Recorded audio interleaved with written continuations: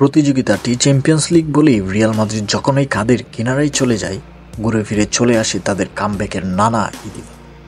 কারণ অজস্রবার যে ইউরোপের সেরা মঞ্চে পিছিয়ে থেকে ঘুরে দাঁড়িয়েছে স্প্যানিশ ক্লাবটি আর্সেনালের সাথে শেষ ৮-এর প্রথম লেগে বড় ব্যবধানে হারার পরেও তাই আশায় বুক বাঁধছেন রিয়ালের সমর্থকরা।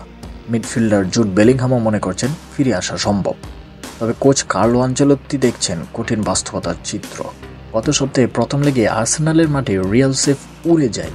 বিরতির আগেই ৩ গোল দেওয়া মিকেল আর্তেতার দল শেষ পর্যন্ত জিতে ৩-০ স্কোর লাইনে।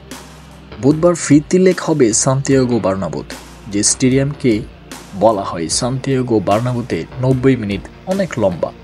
সাথে যোগ হয়েছে রিয়ালের ফিরে আসার কাব্যগাথার আনুষ্ঠানিক নাম রোমন্তাদা। মঙ্গলবারের সংবাদ সম্মেলনে বেলিংহাম তাই শোনালেন কামব্যাকের সুর। এটা এমন একটি ফলাফল এসেছে যা আমরা হয়তো চিন্তাও করতে পারতাম না, তবে সব সম্ভাবনায় আছে যে আমরা ফিরে আসতে পারব। সত্যি বলতে এটা দারুণ অনুভূতি, কারণ এটা বলে দেয় যে আপনি এমন একটি ক্লাবে আছেন যা অনন্য। এটাই সেরা ক্লাব। এখানে খেলার কারণে কিছু চাপ চলেই আসে, আর আমরা মাঠে নিজেদের উজাড় করে দিতে চাই। প্রথম লেগে রিয়ালকে রীতিমতো চমকে দেন ডেকলান রাইস। ইংলিশ এই মিডফিল্ডার পরপর ২টি ফ্রি কিক গোলে আর্সেনালের বড় জয়ের ভিত গড়ে দেন। অথচ এই ম্যাচের আগে ফ্রি কিক থেকে গোলই ছিল না তার। সেই রাইসই রিয়ালকে থমকে দেন দারুণ ২টি গোলে। অবাক বেলিংহামও। আর্সেনাল কি আমাদের অবাক করে দিয়েছিল? হ্যাঁ, ডেকলান রাইসের ফ্রি কিকগুলো আমাদের অবাক করে দিয়েছিল। আমি তাকে আগে এমন কিছু করতে দেখিনি। চ্যাম্পিয়ন্স লিগের ইতিহাসে সবচেয়ে বড় ফিরে আসার ইতিহাস রচনা করেছিল ২০১৭ সালে বার্সেলোনা। পিএসজির কাছে প্রথম লেগে ৪-০ গোলে হারার পর ফিরতি লেগে তারা জয় তুলে নেয় ৬-১ গোলে।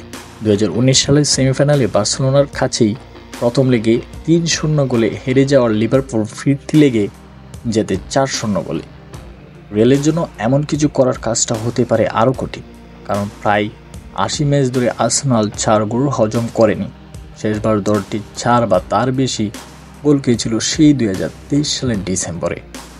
আনচেলত্তি বললেন, চ্যালেঞ্জটা নিতে চাই তার দল। আমাদের ম্যাচটা খেলতে হবে সর্বোচ্চ স্তরে থেকেই।